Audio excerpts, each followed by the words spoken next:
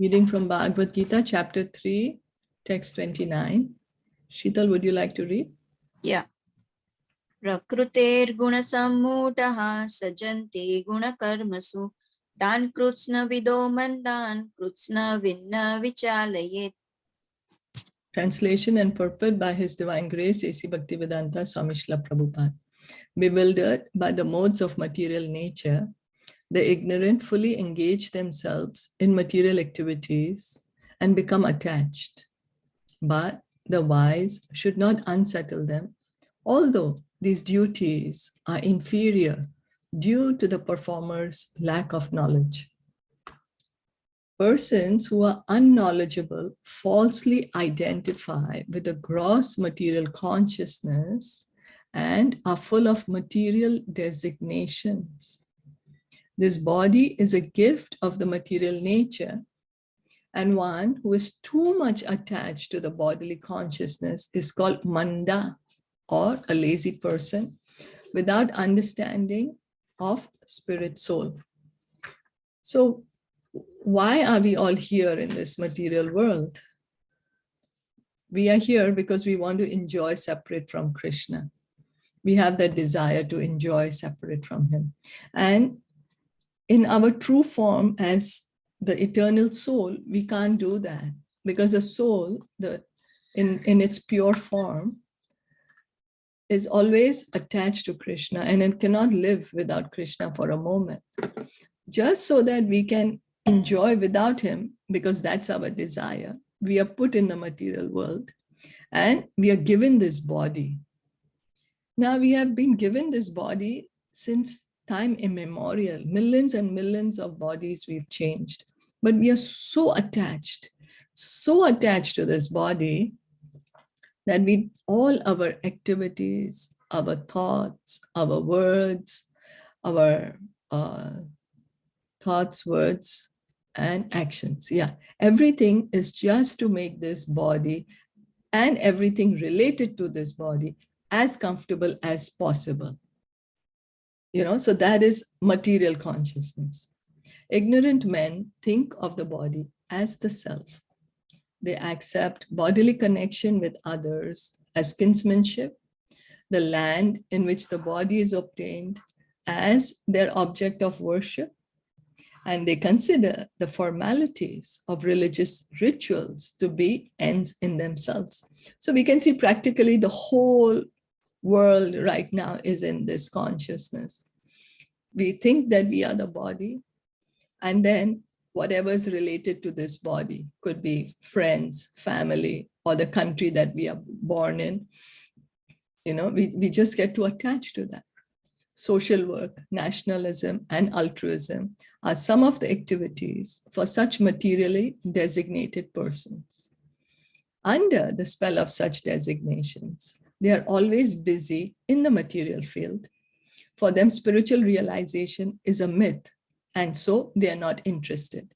So anyone who is too attached to the bodily conception of life, thinking I'm the body, and so each and every moment of mine should be engaged in keeping this body as comfortable as possible. Spiritual matter, I don't have time. Why should I waste time in these things? Who has seen the soul? Who has seen God? Who has seen the spiritual world? All this is just a myth. I need to continue working because time is limited. So whatever time I have, let me enjoy it to the best of the capability. So this kind of mentality is called manda, lazy, a lazy person. Why? Because we don't want to understand about the truth. We are just under this, or so much under the spell of this Maya Shakti. Now, those who are enlightened in spiritual life, however, should not try to agitate such materially engrossed persons. Better to prosecute one's own spiritual activities silently. Such bewildered persons may be engaged in such primary moral principles of life as non-violence and similar materially benevolent work. So men who are ignorant cannot appreciate activities in Krishna consciousness, and therefore Lord Krishna advises us not to disturb them and simply waste valuable time. But the devotees of the Lord are more kind than the Lord because they understand the purpose of the Lord. Consequently, they undertake all kinds of risks, even to the point of approaching ignorant men to try to engage them in the acts of Krishna consciousness, which are absolutely necessary for the human being. So Krishna is telling in the Bhagavad Gita, don't disturb such men. They are not yet ready to accept bhakti. They're not yet ready. They have not yet gotten frustrated of this material world. They're still very infatuated with the material world. So don't disturb them. Let them do their thing and you do your own spiritual service, your own devotional service. But what does the devotee say? The devotee knows that Krishna wants each and every one of us to go back home, back to Godhead. It's like a father. A father never likes to see his son suffer, The father will say to the son, I have so much money here. Why you are troubling yourself over there, loitering around. You don't have proper shelter, so much anxiety. Come back to me. So Krishna's desire is that each and everyone go back to him. And so the devotee, he takes up this work on behalf of Krishna. And he's very compassionate. And he wants to give Krishna consciousness to everyone, even though they might be totally involved in their family life. And if the devotee were not so compassionate, then where would we be? We wouldn't be sitting here discussing Bhagavad Gita if it was not the compassion of Srila Prabhupada and his followers. So just as we have received this gift to hear and chant, we should try to give this to others as well, so they can become fortunate too, so that they can also try to understand that the purpose of this life is not only just to enjoy our senses, but the purpose of this life is to realize that we do not belong to this world and that we need to go back to the spiritual world. Is that okay? Yeah. So is it wrong? Is it very wrong that to approach such people? It's not. That's what Prabhupada is saying, that the devotees still approach such people. It's not. So that's because somewhere we are not accepting what Prabhupada is saying in this purport. We are not following it 100%. It's his advice actually in the purpose to let such people be like themselves, just let them be. Whatever they believe in, just let them be. But is it wrong going against his advice? No. See, Krishna is saying let them be, right? Krishna is saying don't disturb them. But then what is Prabhupada saying? But the devotees of the Lord are more kind than the Lord because they understand the purpose of the Lord. Consequently, they undertake all kinds of risk, even to the point of approaching ignorant men to try to engage them in acts of Krishna consciousness. So this statement is in the purport by Srila Prabhupada. Yes. It is not any Sanskrit word, right? No. So this is what we have to understand. Yes. From Prabhupada. This is how Prabhupada is explaining us what's going on in reality. This is what Prabhupada is taking up the instruction of Lord Chaitanya. Because Lord Chaitanya's mood, Krishna's mood was don't disturb the ignorant people, right? Let them be. That's what that is Krishna's mood. That's what Krishna is saying. So that's written in Sanskrit? Yeah, that's what's written here in Sanskrit. That's what Krishna's mood is. But what is Lord Chaitanya's mood? Lord Chaitanya came 500 years ago. He's Krishna himself.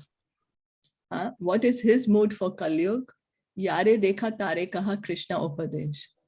Whoever you meet, wherever you go, tell them about Krishna. So the same Krishna 5,000 years ago, he said, don't disturb the people. When he came 500 years ago, he said, you tell about Krishna to everyone. So that is the mood that we should follow. tell about Krishna to everyone. Whether they accept it or no, that's their choice. We can't force them, but we can tell them. And many people might not be ready to listen about it, so we should not disturb them. We should not force them. But if somebody, so we can see it in that way, if somebody is not really interested to become a devotee, we should let them be. Rather, use your energy and resources finding other devotees, because there are others who are waiting to hear this knowledge. So instead of if my conscience doesn't allow to see people suffering, then you tell them about Krishna, and then it's their choice whether they accept it or no, because free will is there. Yeah, that's what I'm saying. That I know they are not. I know somebody is not inclined towards the wordings towards Krishna. Yes. So if such people are approached, yeah, though, is it going against the will of? No, you can, but you have to at that time decide intelligently. How much can I tell this person? Is it that if I tell him so much about Krishna, but he really doesn't want to hear about Krishna, he's never going to speak to me again? So he's just saying. In a sense, is saying that okay, just try once or twice. That's it. Yes. Don't use too much of your endeavor. Rather, if you want to tell about Krishna to others, if somebody is really not interested, you find other people, because you will find there are people waiting to hear about Krishna. There are people waiting. So you find those people and tell them about Krishna, and so they can take up devotional service. Okay, the problem becomes then it becomes a problem of the mind. Then, if we are being too stubborn or sticking to one person or a group of person, then it's our mind who's playing the game. Then yes, that's our own attachment, our own prejudice. Yes. Right. I got it. Hare Krishna. Yes, Hare Krishna. Thank you. Very nice question. And yeah. So we have to get above that, because all living entities are connected to Krishna. So we should find the people who want to listen about Krishna, and then speak to them more and more about Krishna. And these people who you want to preach, but they don't want to listen, then maybe you can give them some prasad, give them a book, No. I'm not. I didn't mean that people don't want to listen. Everybody wants to listen, but the problem is our mind is actually endeavoring, or they want to see the change immediately. That's like stupid. Change immediately, it won't happen, because we have been in the material world very long time, but they have to take up the process. Then only the change will come. You see, if I'm very, very dirty, I'm very dirty. I haven't taken shower since 1,000 years. So how much dirt will be on me? And then I just say that, oh, I must become clean. I must become clean. What I have to do to become clean? I have to take soap and water and start cleaning myself. It might take time, but I start the process of cleaning.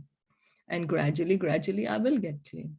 So the people who want to see the result, then they have to take up the process of hearing and chanting. Then they will see the result. Nothing comes automatic, no? That's how it's okay. It's depends on person, individual, how much he is trained to understand, to make people understand. It depends on that person's desire also. You see, because we must. No, person who's obtaining, it's his desire, definitely. But one who is trying, he has to also be at a certain level. He has to also be trained at certain level, I feel. Yes. Without him being trained himself, it's not possible, So then Prabhupada, that's why he would say that whatever you have learned, that's what you repeat. You learned Krishna as the Supreme Personality of Godhead, and then you just repeat Krishna as the Supreme Personality of Godhead. because we cannot wait, oh, till the time I will become liberated and then I will start telling about Krishna. No, So, but he never. But Prabhupada would he wouldn't have any problem. People believing in different faith. It's okay. People who have a different faith, it's okay. Let them be also. I'm sure he would not. Approach people who are already having some or the other kind of faith. It's okay. I think so. People who are atheist, okay, they should be helped up.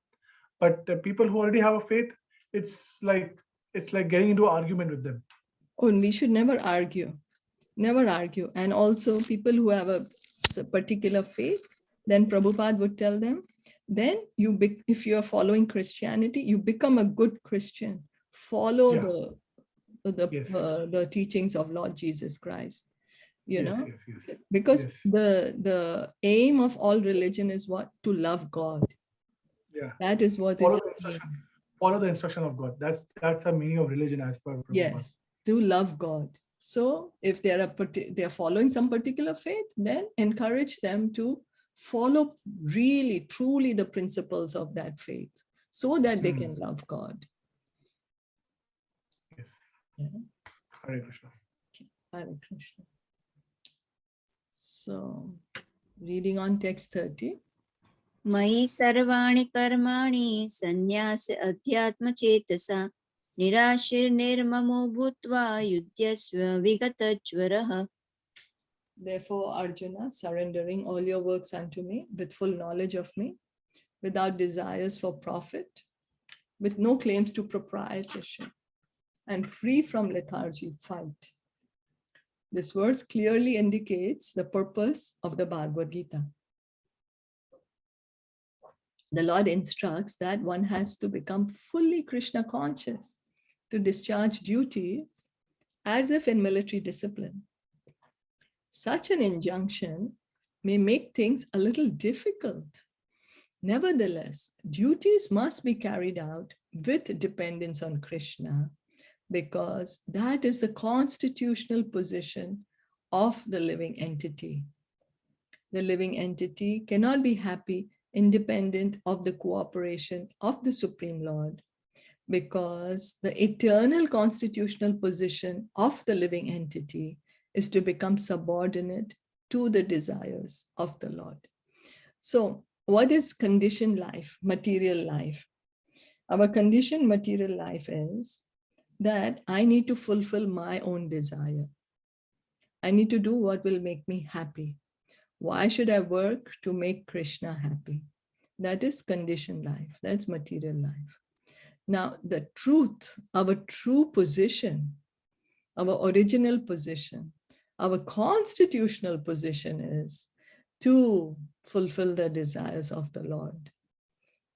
You know, that is Vaikuntha life. And that is Krishna consciousness.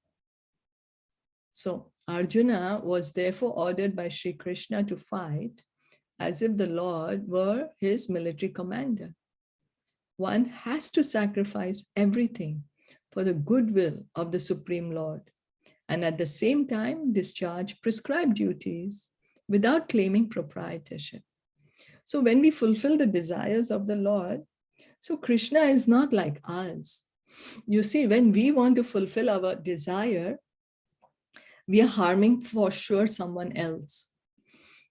You know, that's the nature of this material world. We are all interdependent. And so when we are wanting to fulfill our own desire, in that way, we are being envious to another in some way or the other, if we analyze it. You know, I want to eat for my own sake, then I'm even if I'm vegetarian, I'm taking the life of the plants. But if I offer it to Krishna, then it's okay. Then even that plant gets liberated or will get a human form of life in the next life, because the plant also served Krishna. But I just do it for my desire, then I'm taking away the life of that plant. So Krishna consciousness means fulfilling the desire of Krishna. And Krishna's desire is never, ever just to make him happy. Krishna's will is all benevolent. He's all auspicious for each and every one of us. He's not like us that, oh, you just make me happy and you suffer. That's what happens in this material world. Oh, you want to be happy at the cost of my happiness, like that, you know, that's material life, but not with Krishna. Krishna is not like that. Krishna, when we purify, when we serve Krishna, in fact, everyone becomes happy. There's auspiciousness everywhere.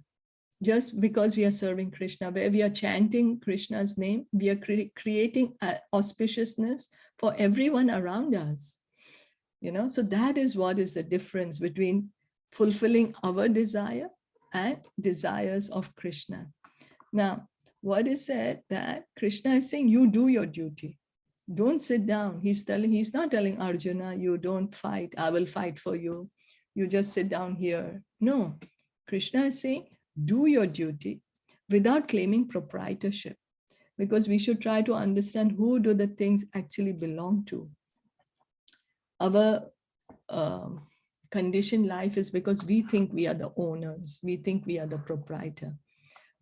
But if we analyze a little deeper, think a little deeper, are we actually the proprietor? We are not. We are just claiming to be the proprietor. We're claiming this body is mine. You know, if the body was ours, then we should be able to control it. We are not able to control disease. The disease comes, old age comes, you know, but we are not able to control it. If it was really ours, we should be able to control these things. So Arjuna did not have to consider the order of the Lord. He had only to execute his order. So Krishna says, wherever you are, whatever position you are in, you do your duty. Do your duty and do the duty for his satisfaction, Krishna's satisfaction. Whatever position we might be in. We could be a housewife, or we could be out working, making money, or we could be a student, anyone. We should do whatever duty we are doing and then offer the result of it, or part of it at least, to Krishna. Offer a part of the result to Krishna. The Supreme Lord is the soul of all souls. Therefore, one who depends solely and wholly on the Supreme Soul without personal consideration, or in other words, one who is fully Krishna conscious, is called Adhyatma Chetas. So it means what? That one who accepts the arrangement of Krishna, then that person is a devotee. He's accepting whatever arrangement is this given to me by Krishna. This is the perfect arrangement.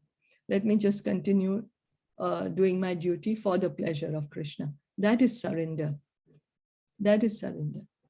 That is Krishna consciousness. Nirasi means that one has to act on the order of the master, but should not expect fruitive results. The cashier may count millions of dollars for his employer, but he does not claim a cent for himself. So we have seen when we go in the bank, there's the teller is there. So many people are depositing money in the bank. So the teller doesn't think, oh, all this money belongs to me. He knows it's coming in the bank. It's all supposed to be for the bank, you know. So similarly, we are engaged in so many different activities, but we should understand that whatever I'm doing, whatever position I am in, Krishna is the Supreme Lord. He's making the arrangements. Similarly, one has to realize that nothing in the world belongs to any individual person, but that everything belongs to the Supreme Lord. Why does everything belong to the Supreme Lord? Anyone? Why does it belong to the Supreme Lord? Because he himself is the creator. Yeah, thank you. Yeah. That's right. He's the one who's created it. Mm. We didn't create it. So that's why it doesn't belong to us, you know. Although we think and we wish, and that's our, what do we say? That's the illusion, you know, that everything belongs to me, that I'm the creator. But factually, it all belongs to the Supreme Lord. That is the real purport of Mai or unto me. And when one acts in such Krishna consciousness, certainly he does not claim proprietorship over anything. So there are two ways. One might see, like Prabhupada would see, give the example, somebody sees some money fallen on the street. And then he says, oh, Maya, Maya, let me get away from this. He doesn't do anything. There's another man who sees money on the street. He says, good. Let me take this and I'll buy something for myself. And then the third person, he sees money on the street and then he tries to find out who it is, who does it belong to, and he gives it to the rightful owner. So the first person who is saying, oh, he sees the money, oh, but no, I don't want anything to do with it. Let it be here. I renounce everything. That's like the Jnani. That is artificial renunciation because it doesn't belong to us in the first place. So how can we renounce something? The money which is fallen on the street doesn't belong to that person anyways. So how can we renounce? Then the other person who picks up the money and uses it for himself, that's like the karmi, that we take all Krishna's resources, what he's given us, and we want to enjoy it for ourselves without sharing anything with Krishna, without offering anything to Krishna. Oh, I found it, let me use it. That's for my sake. And then the third person, he's the pure devotee because he understands that everything is created by Krishna. Everything is belonging to Krishna. So let me not artificially renounce. Let me not say, oh, this thing, I'm going to renounce this, I'm going to renounce that. But a pure devotee knows, since everything is created by Krishna, since everything belongs to Krishna, let me engage it in Krishna's service. Let me somehow or the other connect this person or this thing to Krishna. That is true renunciation. A true renunciation. So when one acts in such Krishna consciousness, certainly he does not claim proprietorship over anything. This consciousness is called nirmama, or nothing is mine. And if there is any reluctance to execute such a stern order, which is without consideration of so-called kinsmen in the bodily relationship, that reluctance should be thrown off. In this way, one may become vigata jwara, or without feverish mentality or lethargy. Everyone, according to his quality and position, has a particular type of work to discharge. And all such duties may be discharged in Krishna consciousness as described above. That will lead one to the path of liberation. So it's not that we have to give up our work. No, we each have a particular type of work we are doing depending on our nature, depending on our position, quality and position, varna and ashram. So based on whatever is our nature, we are engaged in some type of work. But that same work, if we just connect it to Krishna, that will become Krishna consciousness. That, like Lord Chaitanya, what did he say? That don't give up. You don't have to leave everything and go sit in the forest. No, wherever you are, whatever you are doing, you continue doing. You just start chanting Hare Krishna. And then that will gradually lead us to the path of liberation. So first we start with karma yoga. This is karma yoga. Krishna is saying, you do your work and you offer the result to me. This is karma yoga. Is that okay? Yes. And karma yoga is purifying, because in ordinary karma, what it is that we work and we want to enjoy all the result for ourselves. Everything is for me. But karma is different than karma yoga. Karma yoga is what? That we do that work, same work what we are doing. We do it, but we offer the result to Krishna. We are doing it for the pleasure of Krishna. Somehow or the other we connect it to Krishna. Then it becomes karma yoga. Yeah? Vishal, is that okay? Yeah. Okay.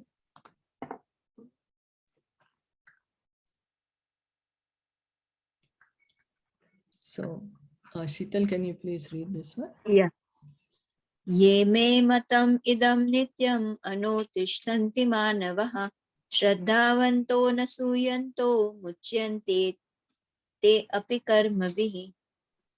Those persons who execute their duties according to my injunctions and who follow this teaching faithfully without envy become free from the bondage of fruitive actions.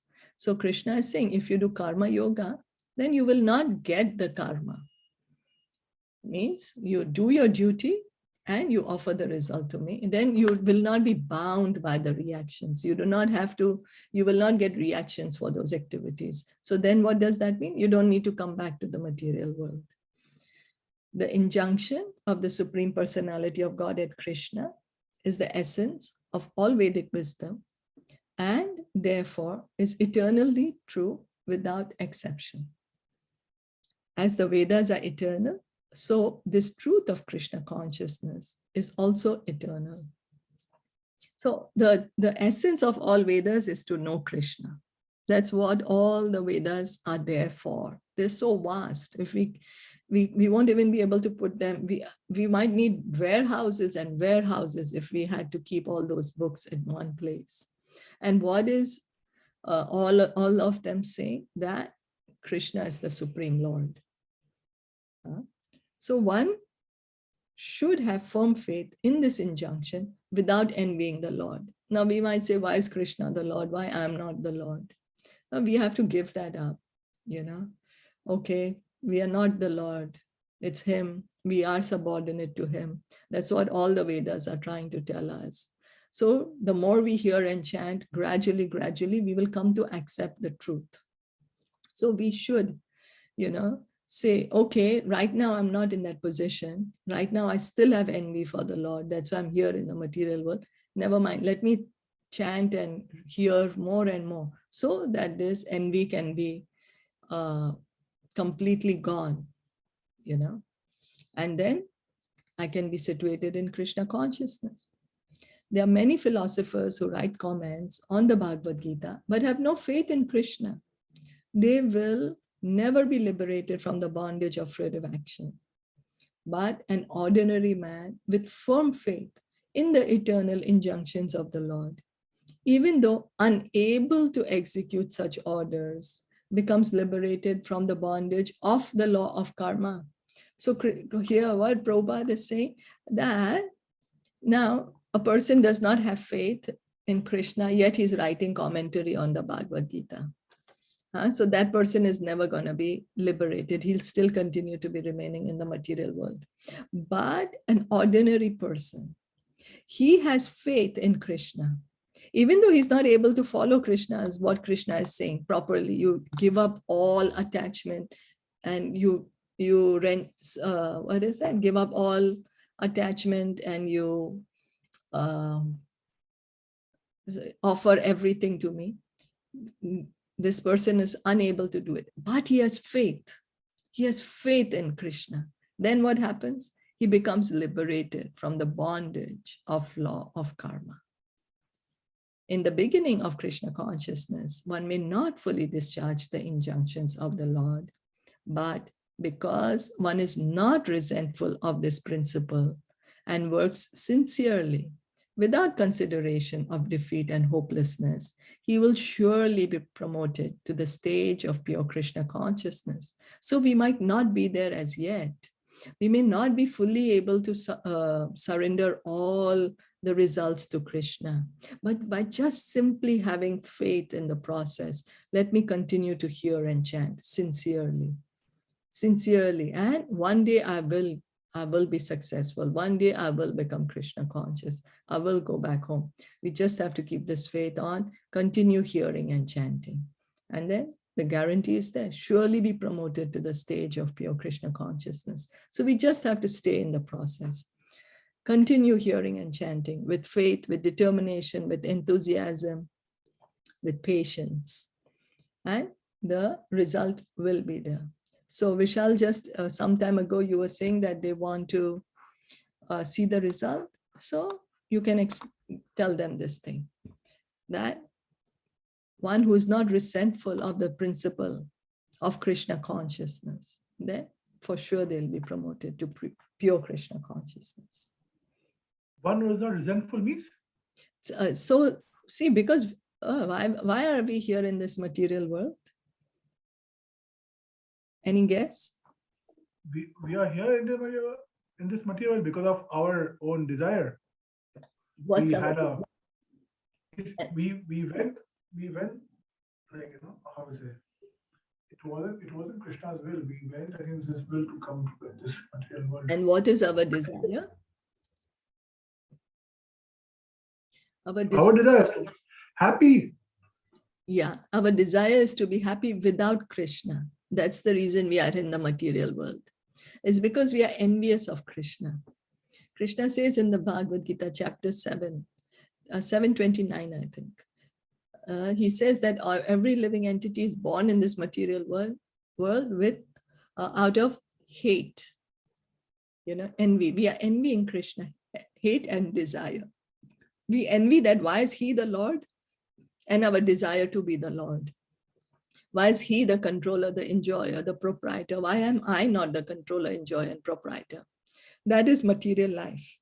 That is conditioned life. That's the reason we are all here in this material world. Everyone who's in this material world, who's not a liberated soul, is in this position. The levels might vary, but that's what the basic desire is. Now, and what does it mean to become Krishna conscious? That we slowly give up our envy of Krishna, as we just read in the earlier verse. That, okay, oh, I'm not the Lord. I should give up this envy of Krishna. Krishna is actually the Lord. And I need to work to satisfy him, to please him. Then I will be pleased. But this faith will come immediately once you start believing it, once you start praying Krishna. Why will somebody be envious? Like, if suppose anyone who is not Krishna conscious, if he is even being taught in his family just to like pray to Lord every day, like, like how we have been said, like, okay, just haath to jodo jake, like, just like, pray to God for at least for a few seconds, even or few minutes. So he sees a picture or a deity of Krishna. Why will he feel envious? He is here in material life because he was envious, but that feeling won't be there once you are being taught to pray, at least, like, Yeah, if we are taught to pray correctly, then we won't be envious to that degree. Taught to pray correctly. Because what are we praying for? Krishna, you make me happy, or Krishna, I want to make you happy. So this is in respect. This purpose is in respect to a devotee's life, not to a common how to say, believer in all the faith or all the. So yes, so that's why he's saying he's not resentful of this principle, not resentful that, oh, I need to serve Krishna. He's not resentful. So he begins the process. The slight faith we have in the beginning, we have a slight faith, which is called Shraddha. So we begin with that slight faith. And with that slight faith, we associate with devotees. Then with the devotees, we engage in hearing and chanting, bhajana kriya. They engage us in the devotional process. Then what happens? Anartha nivritti. All the dirty things which we are holding in our heart, envy, lust, greed, pride, anger, they gradually go away. When these dirty things from our heart are almost gone away, almost 3/4 of the heart is clean now, then one comes to the point of firm faith, firm, unshakable faith, that the only thing I need to do is engage in bhakti. So in the beginning, we have a slight faith. That's why we begin the process. So this is for us. In the beginning, we are not fully following Krishna's teachings because our surrender is not yet total, right? We are not totally surrendered to him. There is some degree of surrender, but there is some degree of material desires also. So what is the thing is that, okay, you're willing to continue in the process of hearing and chanting, continue it. One day you will become Krishna conscious. One day you will attain the perfection, love of Krishna. Is that okay? So what is the difference between Krishna consciousness and belief in Krishna? So Krishna consciousness means each and everything that you see now. For us to remember Krishna out of 24 hours, how many minutes do we remember Krishna? Actually, truly, how many minutes? How many, and out of the minutes that we remember him, how many minutes do we actually say, oh, I want to do this for Krishna's pleasure. Krishna will be happy when I do this. Our consciousness is right now body consciousness. Let me make myself my body happy. And out of this 24 hours, even if some time we take out for Krishna's pleasure, we think, oh yes, I've already become Krishna conscious. But what about the other 20 hours? What are we doing, thinking in that 20 hours? So Krishna consciousness, one who's purely Krishna conscious, means 24 hours a day. They're just thinking, how can I make Krishna happy? Let me do everything what I'm doing for the pleasure of Krishna. That they cannot forget Krishna even for a moment. There is no difference. There is no difference in Krishna's name and Krishna. Yes. Yes. There's no difference. He is a creator for everything. Yes. If people are attached or praying to his creation, aren't they also serving Krishna? Indirect. That's very indirect. You mean serving the universal form, thinking that God is the universe? Yeah, means because he's a creator. But then if they just continue full life thinking, oh, there is some creator without being attached to Krishna, the person Krishna, they're not going to go back to Krishna because they've not yet built their relationship with Krishna.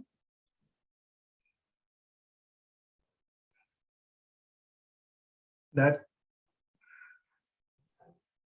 okay, somebody has to everyone who is just praying to Lord is still at an incomplete stage unless he is he is learning from a bona fide guru. Yes. I feel Yes. it's Yes. possible. Yes. Yeah. Yeah. Hare Krishna. I got it. Hare Krishna. So shall we stop here for today? Yeah. Bhagavad Gita ki jai, Srila Prabhupada ki jai, Gaurav Hare Hare.